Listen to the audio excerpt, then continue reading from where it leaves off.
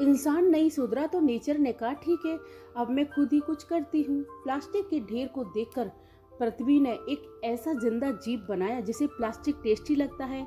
जैसे कोई मिल गया और कृषि में जादू धूप खा के जिंदा रहता है, वैसे ही फंगस प्लास्टिक खाकर जिंदा रहती है। इस जीव का नाम है पेस्टालोटियोसिप्स माइक्रोस्पोरा, यानी कि फफूंदी। फफूंदी जो सिर्फ प्लास्टिक खाती है उसे पानी में बदल देती है। हाँ, आपने सही सुना, ब्रेकफास्ट, लंच, डिनर प्लास्टिक, और खाने के बाद क्या बाहर निकालती है? सिर्फ पानी। लेकिन सीधा प्लास्टिक को कोई नहीं खा सकता, इसलिए ये फंगस सूरज की मदद लेती है। जब प्लास्टिक पर सूरज की अल्ट्रावायलेट किरणें पड़ती हैं तो वो प्लास्टिक को थोड़ा पकाती है, जिससे ये फंगस उसे खा पाता है। एक प्लास्टिक की बोतल को नेचुरली डिग्रेडेड होने में 500 साल लगते हैं, लेकिन ये फंगस सिर्फ उसे 5 साल में खत्म कर देती है। धरती को हम यूं ही माँ नहीं कहते। हम जब गलतियां करते हैं तो वो डांटती नहीं है, खुद ही फंगस बनकर हमारे फेंके हुए प्लास्टिक को खा जाती है। अब ये धरती माँ सच में कमाल है। प्रकृति हमारी सबसे बड़ी माँ है। जब इंसान अपनी हद को पार कर देता है तब प्रकृति खुद समाधान बनकर लौटती है।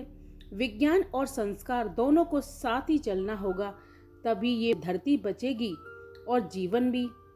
अगर हमें जिंदा रहना या स्वस्थ रहना है, कम से कम हम कुछ ना कर सके तो नए पौधों को लगाना और नेचर को साफ सुथरा रखना हमारा कर्तव्य है। हम गंदगी फैलाकर धरती को, हमारे घर को जिसमें हम रहते हैं, हम उसे गंदा नहीं कर सकते। आप सोचिए, जिस घर में आप स्वयं रहते हैं, तो क्या आप उस घर को खराब होते देख सकते हैं या गंदा देख सकते हैं?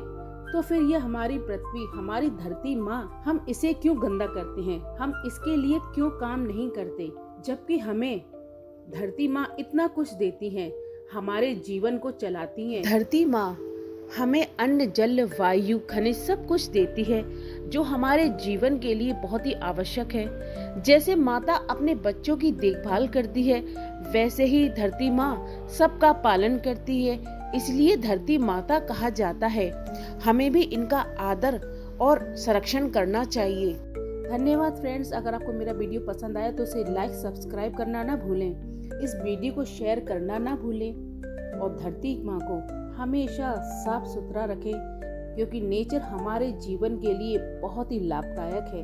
तो हमेशा नेचर का ख्याल रखें। जैसे आप अपने घर का ख्याल रखते हैं, उसी तरह हमें नेचर का भी ख्याल रखना है।